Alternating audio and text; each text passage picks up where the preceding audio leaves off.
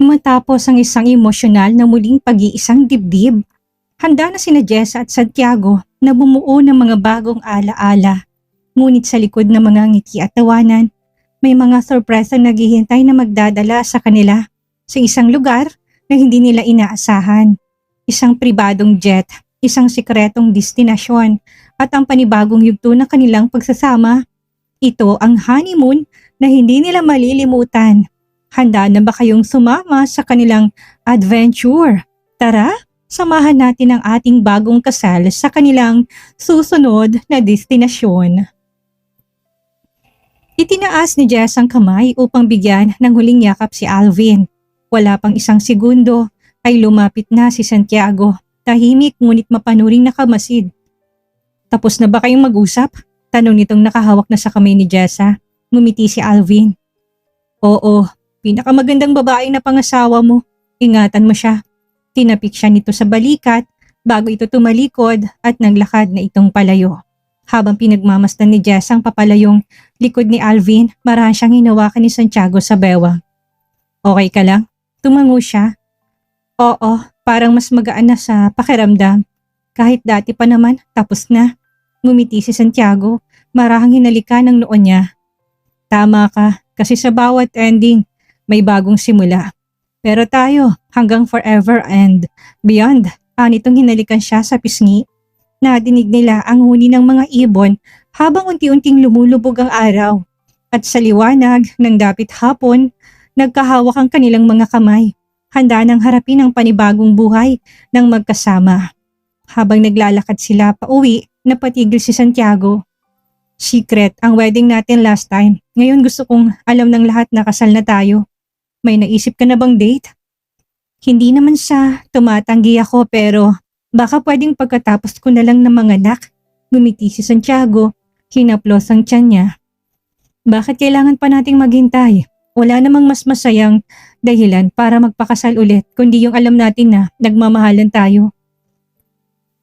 Gusto ko kasi na maganda ako sa kasal. Baka hindi magkasya yung gown sa akin. Bondat ako. Nakangiting sagot niya. At saka nakaka-stress sa mag-prepare ng kasal. Sige, ikaw ang bahala. Akala ni Jess ay tapos na ang usapan doon. Hanggang isang araw, niyaya siya ni Santiago na magpunta sa isang sikat na beach resort. Maganda raw yung lugar. Perfect para sa maternity photoshoot mo. Sabi ni Santiago habang nagde-drive. Talaga? Natatawang sagot ni Jessa. Aba, mukhang excited ka masyado. Of course, I want to capture every moment. Sagot nito habang nakangiti. Pagdating nila sa resort, sinalubong sila ng malamig na hangin at banayad na hampas ng alon. Isinuot ni Jess ang puting flowy dress na hinanda ni Lara. Medyo nagulat pa siya dahil may glam team pa ang photographer na hinire ni Santiago. Paglabas niya sa mahabang hagdan, napahinto siya. Sa bawat takbang may nakasabit na mga litrato, mga larawan nila ni Santiago sa iba't ibang yugto ng buhay nila.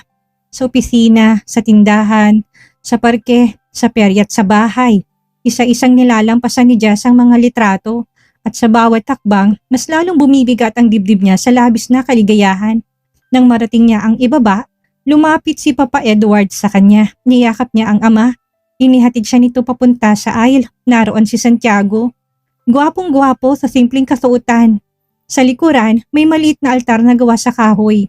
May nakasabit na mga seashells na tumutunog sa hangin. Santiago, halos pabulong yung sabi, nangingilid ang luha. Ano to? Bigla ang kasal na naman? Ngumiti si Santiago. Hindi ko na kaya maghintay pa, Jessa. Gusto kong malaman na ng lahat na mag-asawa tayo. Habang nagsisimula, ang malumani na tugtugin ng violin, isa-isang lumabas si Lara, Calix, Luther at Maya. Sa likod nila si Yaya Dora, si Mama Luisa, si Angela at Richard, si Carlo at maging sina Don Gilbert at Doña Amelia. Nakaupo sa wheelchair, ngunit nakangiti ng buong puso. Lahat ay nandoon, maging ang mga empleyado ng Aquino Group at mga kababayan ni Jessa sa barangay. Nagtipon sa dalampasigan. Habang naglalakad siya sa buhanginan, tila bumagal ang oras. Ang kulay ginto ng araw ay tumatama sa kanyang muka at ang bawat takbang, ramdam niyang pag-ibig na minsang muntik nang mawala. Sa harap nakatayo si Santiago, naluluha ngunit masayang masaya. This time, bulong niya sa sarili, I won't just marry her. I'll spend my life protecting her. Pagdating niya sa harap, hinawakan siya ni Santiago sa kamay. Nagpalitan sila ng mga tingin at sa ginta ng hampas ng alon, sinimulan nila ang kanilang vows. Jessa, sabi ni Santiago, medyo nagiginig ang boses. Sa lahat ng pagkakamali na nagawa ko, alam ko na mas marami akong dapat pagsisihan. Pero kung may isang bagay akong ipagpapasalamat sa Diyos, yun na yung araw na nakilala kita. You made me realize that love isn't about perfection. It's about forgiveness. You are my heart, my peace, my home. Naiiyak si Jessa, ngunit ngumiti. Santiago, sa lahat ng pinagdaanan natin, luha, sakit at halos kamatayan, mas lalo kong napatunayan kung gaano kita kamahal. Hindi ko kailanman pinangarap ng ganitong pagmamahal. Pero binigay mo. And for that, I love you not just in this life, but in every life after. Palakpakan at sigawan ng mga dumalo, si Nanay Luis ay umiiyak, si Lara at Calix ay napangiti. Si Doña Amelia nag-sign of the cross habang tumutulong luha. Habang lumulubog ang araw, nagpalitan sila ng singsing. Simple, ngunit puno ng kahulugan. Sa background, maririnig ang hampas ng alon at mga palakpak. By the power vested in me, sabi ng pari, I now pronounce you husband and wife. Again, malakas ang palakpakan at hiyawan. Niyakap ni Santiago si Jess at marahang hinalikan sa labi. Isang halik na puno ng pasasalamat, pag-ibig at pangakong walang hanggan. Sa dulo ng seremonya, habang naglalakad sila papunta sa dalampasigan, may mga lanterns na pinakawalan sa himpapawid. Habang pinapanood nila itong umaakyat, sinabi ni Santiago, para sa lahat na nalagpasan nating mga pagsubok at sa panibagong simula, tumatawa pa si Jessa habang hawak ang bouquet ng puting rosas at baby's breath. Sa likod niya, naghihiyawan mga babae, lahat sabik na mahuli to. Ready na ba kayo? Sigaw niya, habang napapapikit at binilang. 1, 2, 3. Hinagis niyang bouquet ng mataas sa ere, sabay hiyawan ng mga tao nang bumagsak to diretso sa kamay ni Maya na hindi man lang nakapaghanda. Ako? Halos pa sigaw nitong sabi. Hawak ang bouquet na parang granada. Nagtawanan ng lahat. Well, destiny has spoken. Sino kayang malas na lalaki? Sabi ni Luther na may ngising mayabang. Ewan ko sa'yo, Luther. Hindi ako naniniwala sa ganyan. Sabay hampas ni Maya ng bulaklak sa binata. Ngunit bago pa makalayo si Luther, biglang nagsalita si Santiago mula sa harap. Wait lang, sigaw nito habang hawak ang garter. Tradisyon to, hindi ba? Kailangan may pasa din. Ngumiti siya kay Jessa, sabay kindat kay Luther. Sa isang mabilis na galaw, ibinato ni Jessa ang garter diretso kay Luther. Eksaktong tumama sa mukha ng kaibigan. Nagtawanan ng lahat, lalo nang makita si Maya at Luther na parehong namumula habang tinititigan ng mga bisita. Perfect match! Sigaw ni Lara habang kumakaway. Next wedding na to, namula si Maya. Hindi mangyayari yan, kahit na sa panaginip. Ngumiti si Luther sabay sabing, never say never. Masiglang musika, kumikislap ng mga ilaw at tawanan ng mga bisita ang pumuno sa dalampasigan. Ito na ang reception ng tinaguriang Wedding of the Year. Ang muling pag-iisang dibdib ni Santiago at Jessa Aquino. May mga fairy lights na nakasabit sa mga puno. May mga tables sa gilid ng buhanginan at sa gitna ay isang malaking dance floor na may nakasulat sa buhangin. Forever begins here. Si Maya halatang naguguluhan pa rin. Hawak ang bouquet habang tinititigan si Luther na panay ang tawa. Ayan na, time for the tradition, sigaw ng host sabay tawa ng mga bisita. Nagpalakpakan ng lahat sabay sigaw ng kiss, kiss. Wait, what? Bulalas ni Maya. Namumula. Hindi kami ikinasal. Tradition daw, tigre, sabay kindat ni Luther. Wala tayong laban sa kultura. Nagtawanan ng lahat, lalo nang maglapit sila at parehas namumula. Inumang niyang kamao sa mukha ni Luther nang akmang ilalapit nito ang labi sa kanya. Kahit hindi nag-kiss, napasigaw ang mga tao nang bahagyang lumapit si Luther at sabihin, napaka-KJ mo, tradisyon nga eh, gusto mong humalik sa kamao? Anitong muling inumang ang kamay. Bumaba ang pagkain at alak, may lechon, seafood platters, steak, pasta, desserts at ibang long table na puno ng iba't ibang klaseng inumin. Walang alak si Mrs. Aquino ha, sabi ni Santiago sa waiters. habang hawak ang bewang ng asawa. Buntis yan, kaya tubig or fresh juice lang. Natawa si Jessa. Ang host, si Kuya Edgar. Kilala to sa bayan. Nagpasigla ng programa. Ngayon pakinggan natin ang mga magulang ng ating lovely couple. Medyo nahiya si na Mama Luisa at Papa Edward. Habang lumalapit, si Mama Luisa ay nanginginig pa sa mikropono.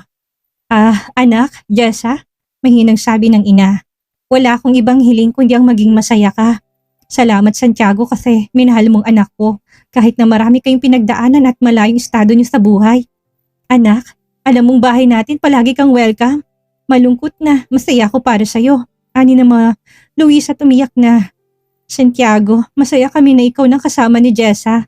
Pangalagaan mo siya at ang baby dahil kung hindi, may mahaba kong itak na bagong hasa. Biro ni Papa Edward. Nakatawa kahit na nangingilid ang luha. Ipinagkakatiwala ko sa iyong aking anak at apo. Alam ko mabuting tao ka. Dagdag ni Papa Edward. Nagpalakpakan ng mga tao. Sumunod naman sina Don Gilbert at Doña Amelia. Sabi ni Don Gilbert, may halong lungkot at saya. Ngayon ko lang lubos na nakita kung gaano ka kasaya. At Jessa, salamat dahil binigyan mo ng kulay ang buhay ng anak ko. Patawarin mo ko sa lahat ng mga nasabi ko noon. Tumango si Jessa, pinahid ang luha. Wala po kayong dapat na hingi ng itawad. Lahat po tayo nagbago dahil sa pag-ibig.